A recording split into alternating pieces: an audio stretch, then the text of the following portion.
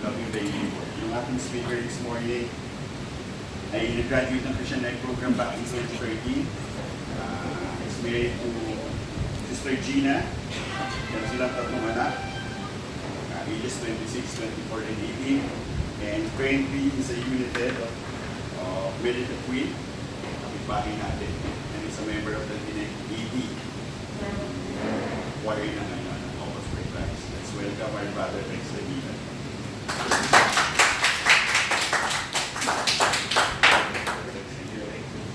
Set up the wall.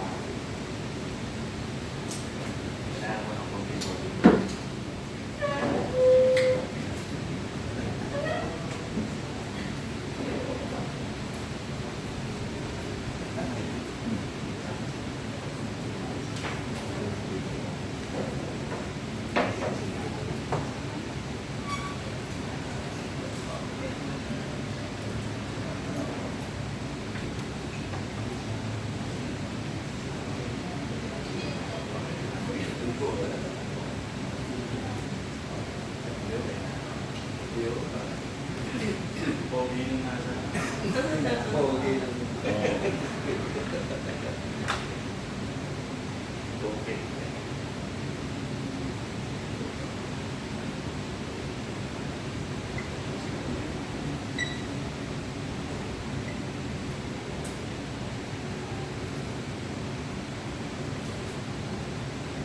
Okay.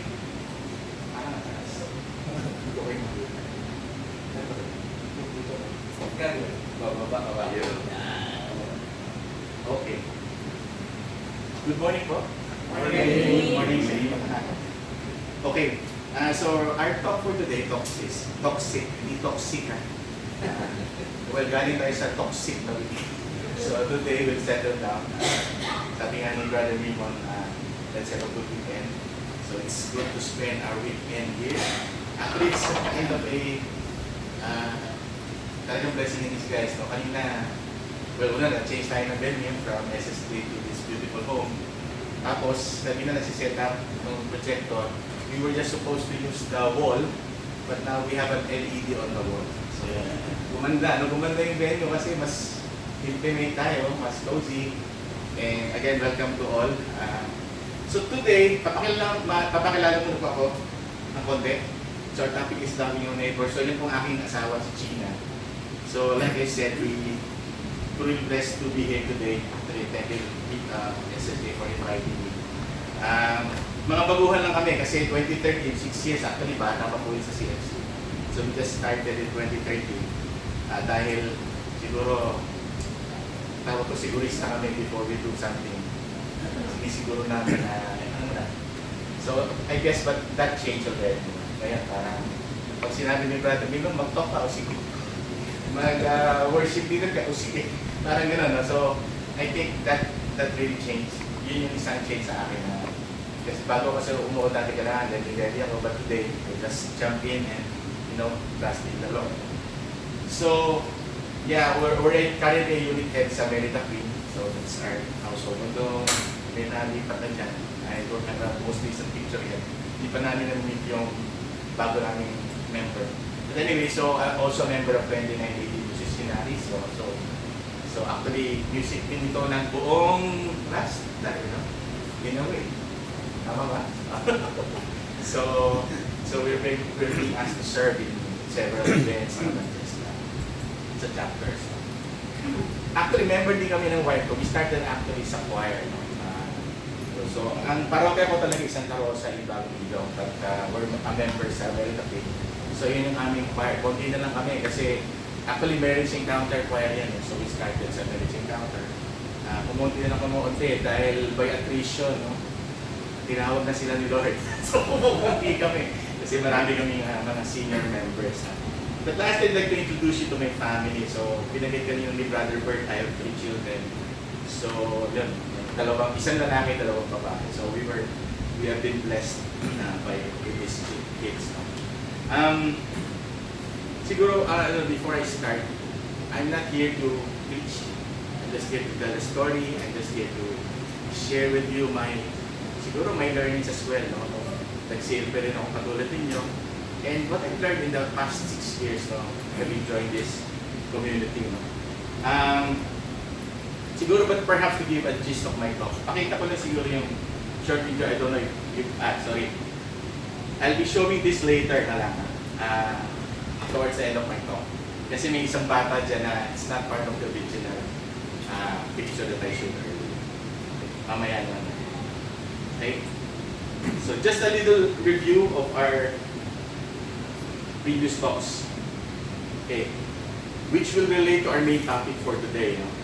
Well, it all started with talk 1, and it's all about God's love. Ano natutunan natin sa God's love? Actually, simple. God loves us. God loves you. Diba? And I think you can all say, pwede bang sabihin sa katabi nyo, mahal ka ng Diyos. That's the, diba? Yun ang katotohanan na nakita natin sa talk 1. Okay. So, and what is our response having been introduced to Jesus in talk 2 and having gone to repentance and faith in talk 4? Ang response natin is talk 5, which is your last previous talk, which is now all about loving God. So we want to love God back. Okay?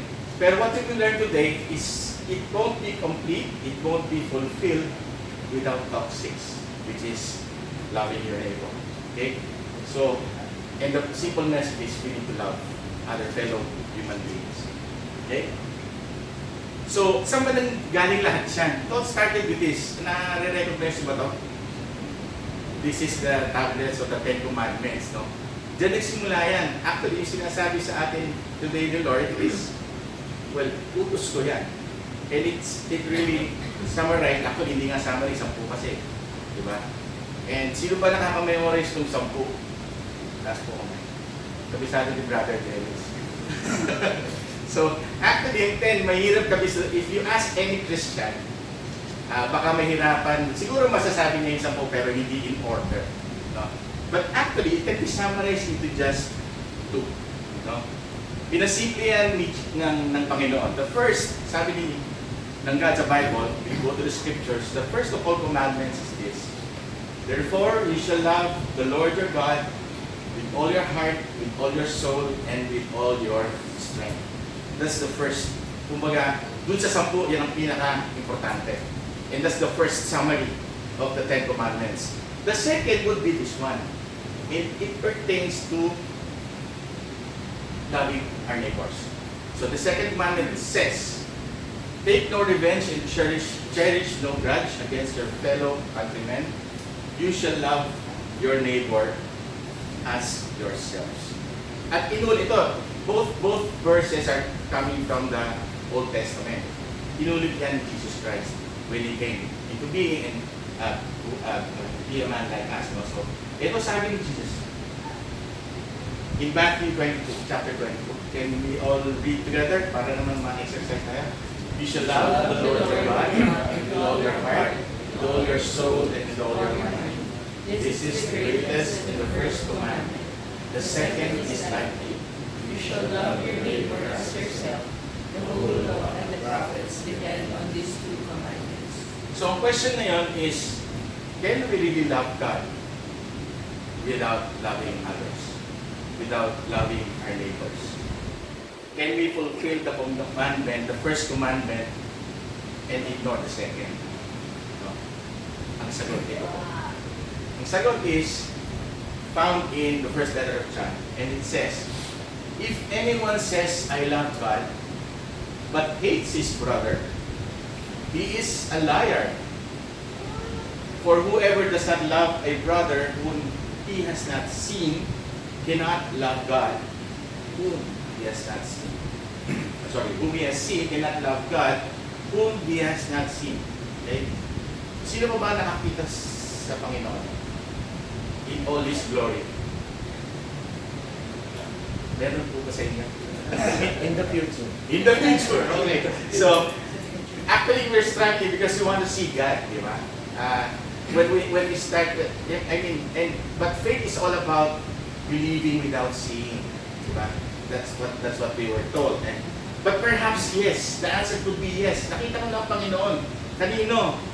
Sa asawa ko. nakita ko siya sa asawa ko, sa mga anak ko, sa katabi mo. Nakita mo na ba siya? Okay? So, I guess we all have to understand and proudly remember that we were all created in the image and likeness of God. So, actually, yung Panginoon ay nasa sa atin because we were created in His image and likeness. Pero sa totoo lang, who is easier to love? Ang Diyos na mapagmahal, mapagpatawad, di ba? Maunawain, is Almighty, is our Creator, o ang tao, kapwa natin.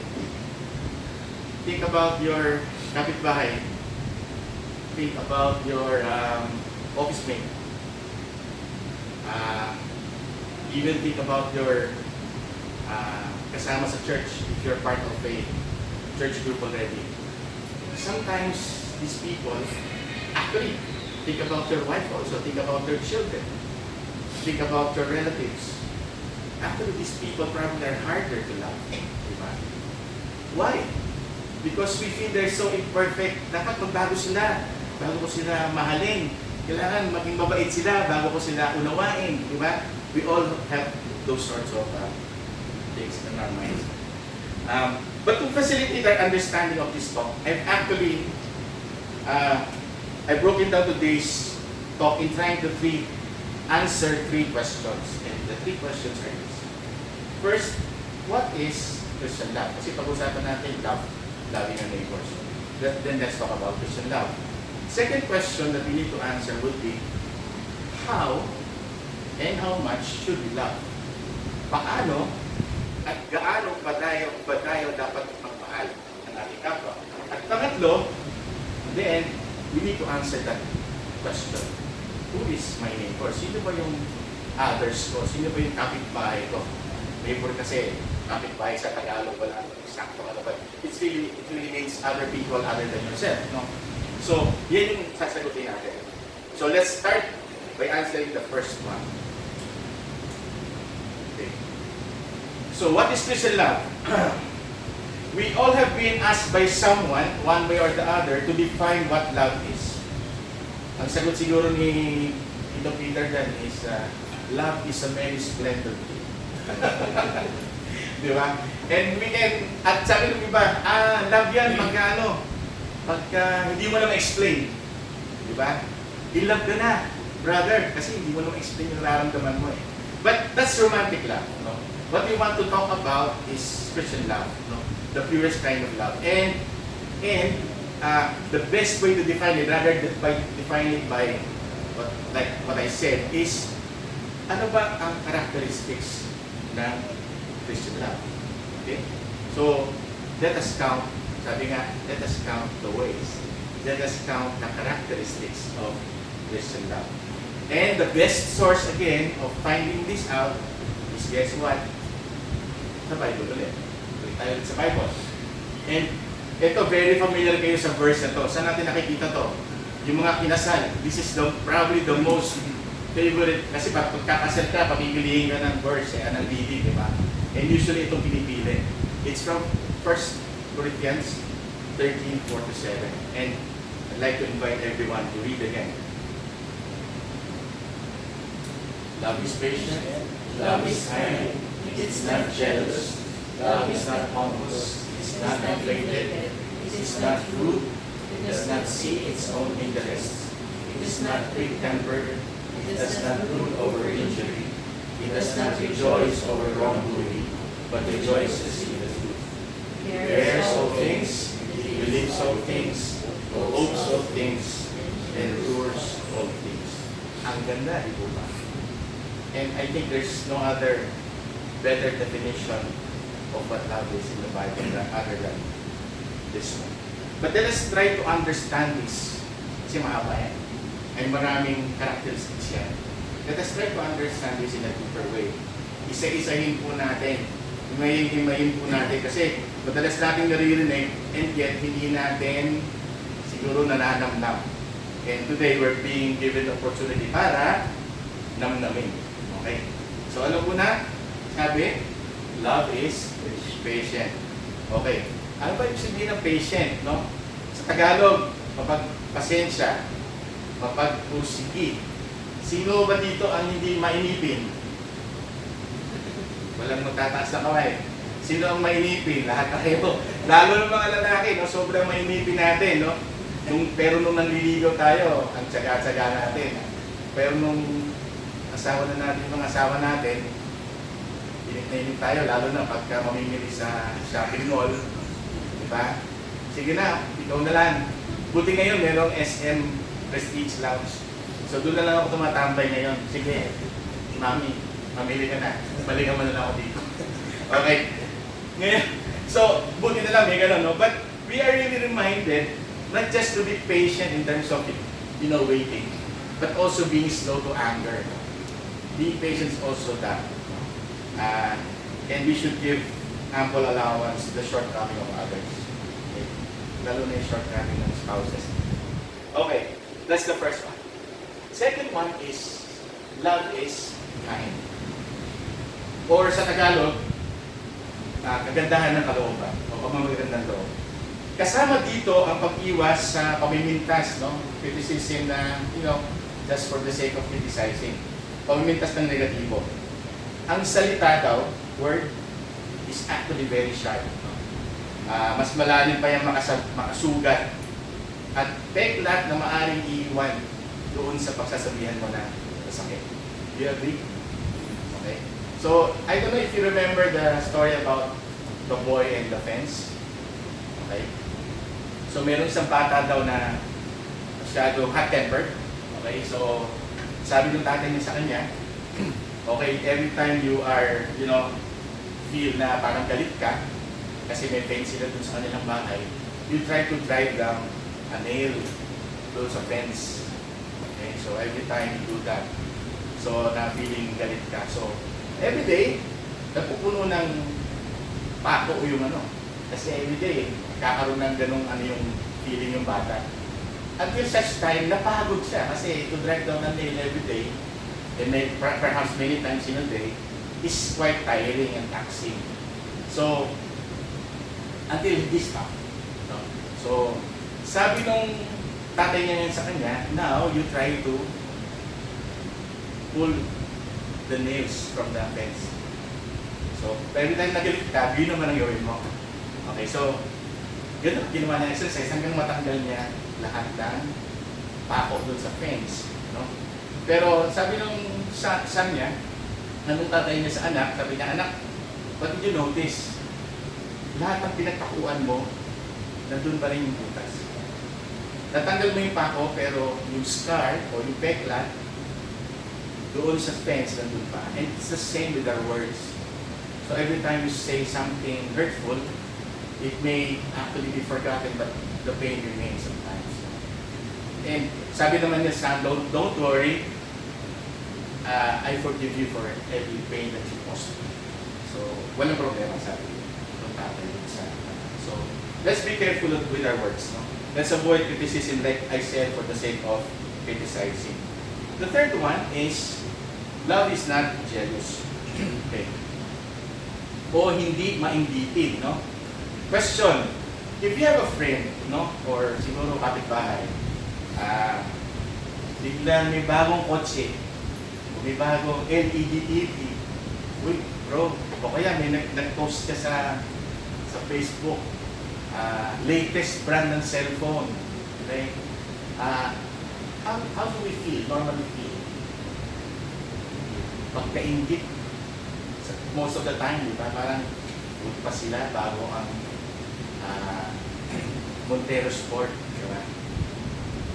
But actually, may isang learning, I just got this from sino nakaalam ng movie na 3 Idiots? Okay, alam niyo yung 3 Idiots? Okay, one of my most favorite movies. Marami ka mapupulot doon. Sabi ni si Farhan tayo, lumabas yung resulta ng exam, na una natakot sila na wala yung kaibigan nila si Rancho. Si Rancho. Wala dun sa lista. Hindi pala number 1. So actually, mas sumama loob niya. Nung una masama loob niya na wala yung kaibigan niya. Pero nung number 1, Mas sumamalog niya. Sabi niya, if your friend fails, you feel bad. But if your friend becomes the top one, you feel worse. And I think that's human nature, di ba? Yung ganon. But, kaya minsan bubulong, yung pagka nakita ka ng kinikitan, bubulong mo sarili mo. Ibili rin ako niyan. Balang araw. Okay? Kadalasan nga, sasama mo pa sa dasal, Lord, sana next month ako naman na may bagong kotse. Diba? Okay. Pero pag biyaya, ito ang what's ironic, no? But if the grace or the blessing is spiritual in nature, or probably something not material, gumaling ang may sakit sa isang kaibigan mo, sa pamilya ng kaibigan mo, how do you feel about it? Do you still feel envy? Do you still feel inggit? Di ba hindi? Wala eh. Hindi, ang layo dun sa feeling ng bagong kotse at yung blessing na non-material. Blessing na non-material. Okay, so, and it makes us more happier. Makes us happier to know about these good things. So, ang simple, ang message is, we should not forget what others have or begrudge another for possessing something we do not have. Love is not jealous. Next would be, love is not pompous or inflated. Ano ba sabihin ng pompous or inflated?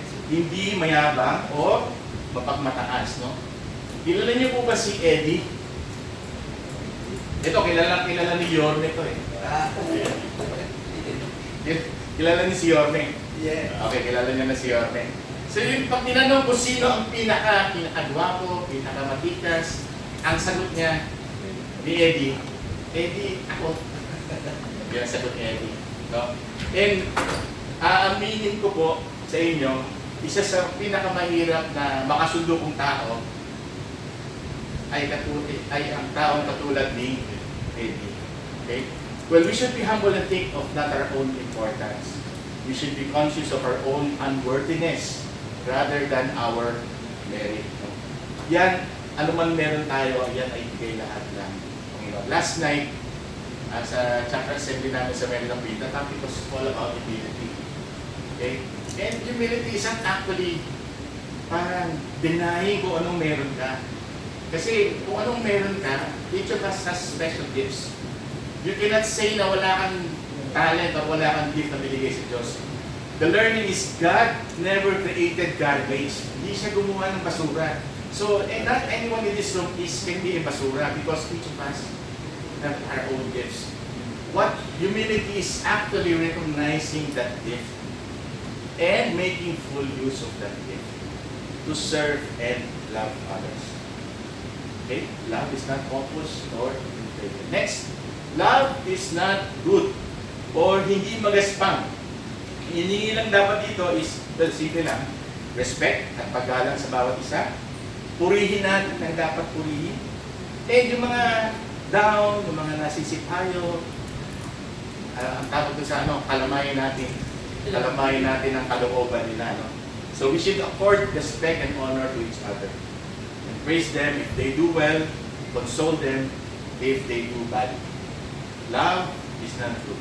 Next, love is not self-seeking or hindi makasarili. So, very similar to ulit kanino?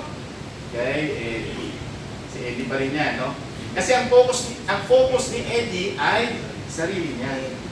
Totoo naman, sinabi rin sa Bible yan that we should love ourselves. Okay? Pero si Eddie, nalimutan na yung bahagi na sinabi ni Jesus about loving others as you love yourself. Di ba? Okay. So we should not, again, focus on having our rights met, but focus rather on our duties to others. Love is not self-seeking. Next, love is not quick-tempered or hindi magagalitin. Okay, aamin ako ulit. Ito ay isang weakness ko up to now. Although sabi ng asawa ko, nagbago na ako ng konti, pero hindi pa ganap. Okay, so, kasi paminsan-minsan bumibigay ako. And I think, alam niyo naman, ang traffic ngayon nowadays is worse than ever. No? So, ako, most of the time, nasa daan ako. Trabaho ko sales. So, mahirap talaga pag matatraffic ka at mahirap talaga pagka marami kang makakasabay sa kalye na dating driver na, ito, lumang transito, baka sila dito, maalala pa. BRR Transit, naalala niyo ba? Nung araw, sa EDSA rin yun, kasabay ng JD at saka ng Baron Transit. Yung BRR, tawag ko doon, Burara Transit. Yung Baron, Baron-Bado Transit. Kasi ngayon wala na ngayon. Actually, yung mga bus ngayon na Baron-Bado, same pang minsan yung pangalan nung liner, pero Baron-Bado sakali. So anyway, it's always a struggle, no? But we should always master our feelings. Slow to frown, but quick to smile. Ang guiding principle, probably the best that I've learned about all this. Naalala, sino nakakala ng 9 to 10 principle? Have you heard about the 9 to 10 principle? Okay, actually, if you've undergone yung 7 habits of Stephen Covey, the first habit actually tells about being proactive. Okay? At ang main learning doon is all about the 9 to 10 principle. Anong ibig sabihin ng 9 to 10 principle? 10% daw of life is made up of what happens to you. Okay? 10% ang nangyayari sa buhay natin, 10% lang yung nangyayari sa atin. 90%, okay, of life is decided by how you react. Dito Sa 10%, wala ka nang magagawa doon. Talagang ganyan yan. Talagang parang-bago si parang transit. But 90% of your life is made up of how you will react to that stimulus. Kasi lahat ng nangyayari sa'yo, stimulus ng lahat yan. Diba? Pero sa totoo naman, hindi naman tayo makahiya, diba? Alam niyo yung halamang makahiya? Ano yung makahiya? Pag tinindi mo, titiklop, sasara. Ganun ba tayo dapat pagka mayroong stimulus na maaari ka magalit ka lang? I mean, there's always that pause or that moment when we can think about how we will react to that situation. Gilid-git ka, ano gagawin mo? Automatic ba na mumurahin mo? Automatic ba na gigit-gitin mo rin? Hindi, di ba? Kasi yung pag-git-git, wala ka na magagawa ron, gilid-git ka na eh. Pero mas may magagawa ka dun sa reaction. Anyway, love is not quick-tempered. And remember the 90-10 principle. Okay, next. Love does not brood over injury. Ano yung sabihin niyan? Hindi mapagtanim sa kapwa. Okay? Meron mo na bang magsasaka dito? Farmer. Wala. Panay ang abono. Ayan, maganda rin na. Panay ang abono. The other farmer is yung mahilig magtanim, di ba? Okay. So, ang mapagtanim sa kapwa ay walang aanihing mabuti. Okay, pag nagtanim ka ng sama ng loob, don't expect na aani ka ng kabuti ng loob. Aanihin mo sama din ng loob. And anong mangyayari sa'yo? Wala ka lang ng peace of mind. No? So, we should not hold grudges or resentments, but rather be forgiving and understanding of the weakness of others. So, does not brood over injury. Next, does not rejoice over wrongdoing. O, sa Tagalog, hindi natutuwa sa gawang masama. Iisa lamang actually there's only one creature who I know na natutuwa sa ganyan. Alam niyo kung sino? Yung kung tumawa ay, wow! Sino yung ganun tumawa? Okay, at sigurado ako wala siya dito sa ngayong umaga. Wala naman, no? Kasi nag-pray tayo. Pinaayos natin lahat ng mga demonyo. No? So, I'm talking about the devil himself, Satan himself. So, siya lang natutuwa sa gawang masama. Amen po ba? Amen. Amen. So, we should always see the good in others, even with people that we find difficult to deal with. Love does not rejoice over wrongdoing. Next, love rejoices in truth or nagagalak sa katotohanan. Okay, may kasabihan po tayo, the truth shall set us free. And I will again, aamin po ulit ako, mahina po ako sa pagsisinungaling. Tanungin na po ako kung bakit. Kasi magaling ang asawa ko magbuli. And I think most women have a very good intuition. Pero parang si Gina, nabihiyaan ng ano eh. Lakas ng intuition. Sa mata pa lang, nalalaman na may tinatago ako. So, anyway, anong solution? Hindi huwag ka gumawa ng bagay na dapat itago. Di ba? Okay. We should always be sincere and honest and tell the truth to one another. So, love rejoices in truth. Next, dami pala nito. Love forbears o love ay mapagpatawad. Sino po ba sa atin ang naapi na? Hindi ba naapi? Naagrabyado? Sa opisina? Kahit saan? No? Anong usual sigaw natin? Justisya. Justice. Di ba? Pagka naapi. Pag sabi nga dun sa attorney sa kanyang series, kung may katwiran, may paglaban mo. So, ang tendency natin is always one. To take revenge, no? To avenge kung naapi tayo. Pero ano ang mas Christian na response? Which is actually this one. Is to forgive. At always remember that forgiveness or being forgiving is not a sign of weakness. It's not a sign na tinatanggap mo yung injustice that was done to you. Napakahirap gawin pero malaki ang gantimpala ng isang taong mapagpatawad. So we should patiently and humbly bear insults, injuries and disappointments without taking counteraction. Yan po ang ibig sabihin ng love forbears. Next, malapit na matapos. Love trusts and believes. O mapagtiwala.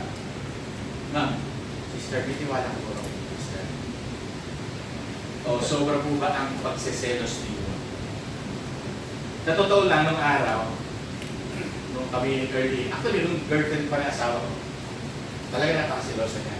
Hindi pa pwede ako may kasabay sa kotse na babae, kahit best friend namin yung babae. Parang gano'n. Siloso siya. Buti lang wala siya dito, no? At isa pa, Sabihin sa mga... Nakarecord naman. nandiyan pa na. At isa pang dahilan, sino ba hindi mag-zealous? Manaagang mo lang ang dali. Okay. Pero ngayon, hindi na siya silosa. Tanong niyo kung bakit. Bakit? Kasi na-realize niya, hindi naman si Aga katabi ko.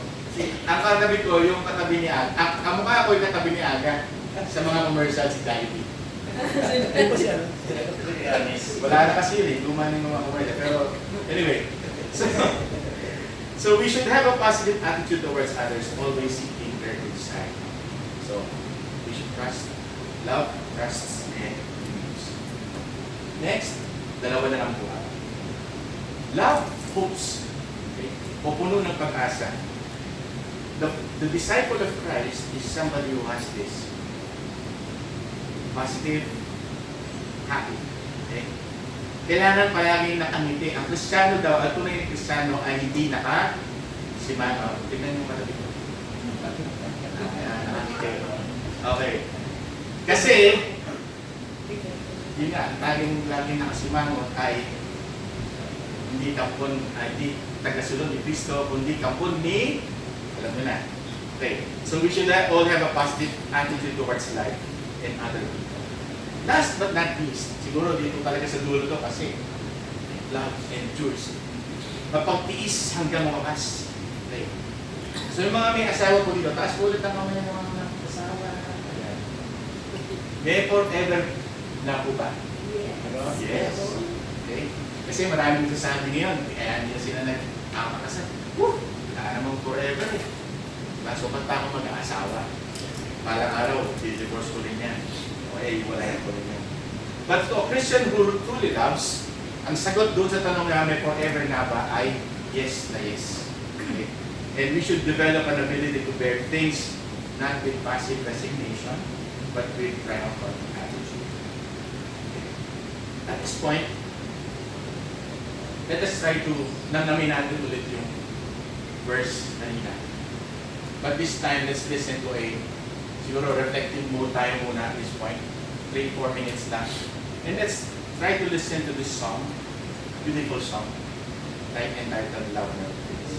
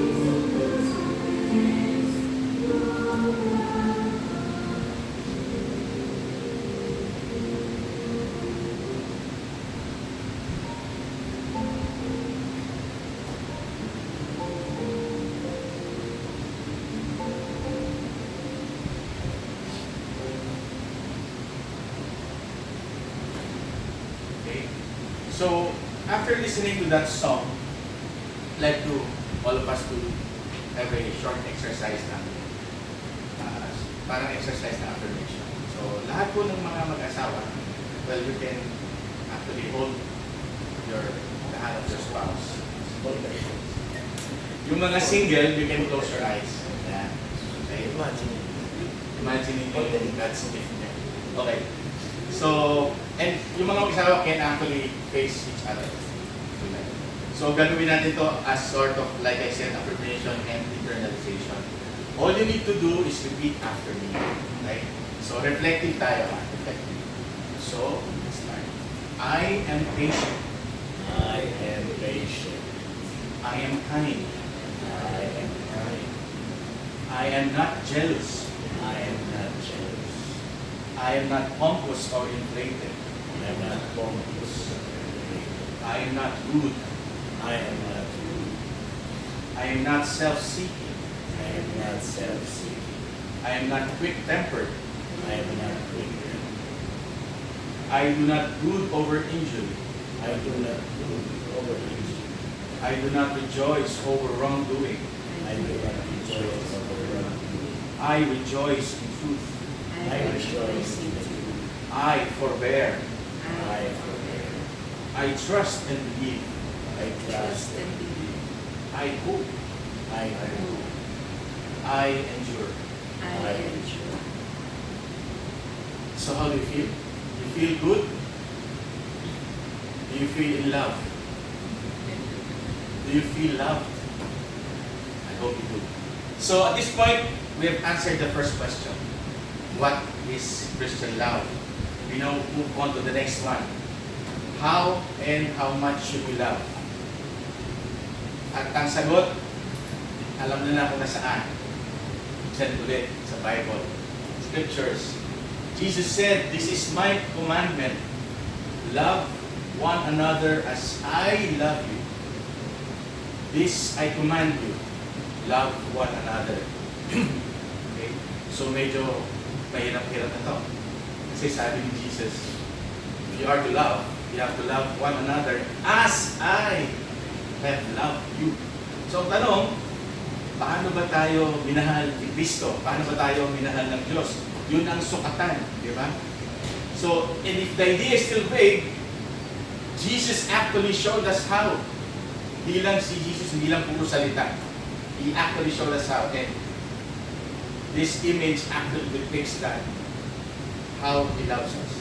So, He showed the example of Christian love when, anong eksena to? It's the washing of the feet. And yung verse na to, by the way, yung washing of the feet, ang ginagawa, kasi sa nung panahon ni Jesus Christ, wala pa namang mga Nike, Adidas nun. Di ba? Puro sandals lang. At tandaan nila, parang sa Pilipinas pa rin, maalikabok. So, maalikabok, di ba? And they just travel mostly by foot. So, you can understand, ang dumi-dumi ng paa nila. Okay? Pagkatapos na magaling sa labas. At ang usual gumagawa ng paghuhugas ng paa sa isang tahanan o sa isang bahay ay sino? Ang alipin. Kaya nung nag-alok si Jesus Christ na siyang maghuhugas ng paa, anong sabi ni Pedro? Okay? Ano sabi ni Pedro? Wala pa dyan. Ang sabi ni Pedro, wag, Lord, hindi nyo dapat gawin yan, di ba? Because alam ni Peter na alipin na gumagawa nun. Pero sabi ni Jesus Christ, kung hindi ko gagawin ko, you're not my disciple. Di sabi man ni Pedro, usual Pedro mayabang, di ba? Lord, wag na pa ako, pati buong kasama mo, di ba? Sabi niya gano'n. Anyway, so Jesus washed the feet. And when he had washed the feet, babasahin ko lang, he put his garments back on and reclined at the table again. He said to them, do you realize what I have done for you? You call me teacher and master, and rightly so, for indeed I am. If I therefore, the master and teacher, have washed your feet, you ought to wash one another's feet. I have given you a model to follow, so that as I have done for you, you should also do. By the way, kailan po nangyari ang washing the feet? Happened on Holy Thursday. Take note lang po. So, inulit niya ulit siya. I give you a new commandment, tinuloy niya yan eh. Yan yung kasunod-kalutong ng verse. Love one another, and as I have loved you, so also you should love one another. So, ano mauulit natin? Loving others as Jesus loves means serving others. Kaya sa community ng Focus for Christ, yun ang ating at the end of your pagkay, kung Christ member na, tatanong kayo, what's your service? Paano natin ibabalik yung mga natanggap natin biyaya? Paano natin ibabalik yung pagmamahal natin? And it's really means to serving others.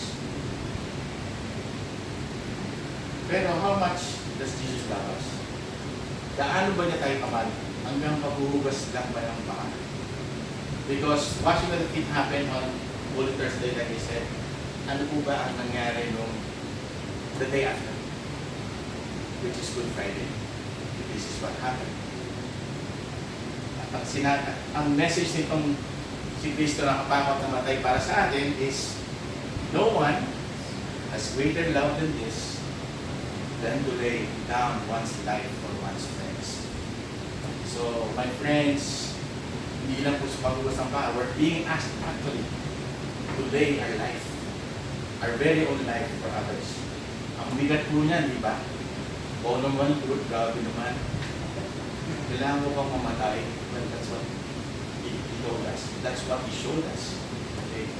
Jesus died for us because he loves us so much. Loving our neighbor demands not merely giving our time, imparting our wisdom, praying for them, and if necessary, we should be prepared to give up our very own life for them, as Jesus did for us. Therefore, our model for loving our neighbor is Jesus himself. In Philippians, St. Paul, chapter 2, verse 5 to 8, ito lang, wala po dyan, kabasahin ko na lang. No? Sabi ni St. Paul, have among yourselves the same attitude that is also yours in Christ Jesus, who though he was in the form of God, did not regard equality with God something to be grasped.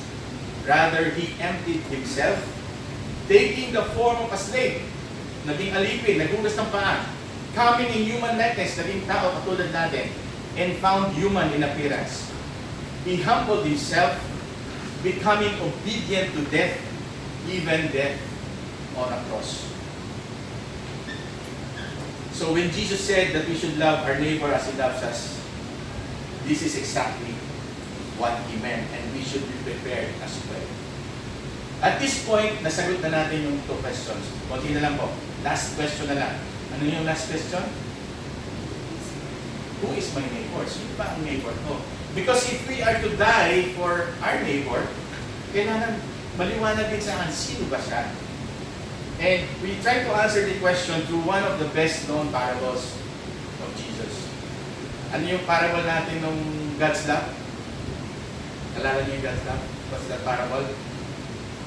Prodigal son, di ba? Parable natin dito is one of also probably the most popular or most favorite. That's the parable of the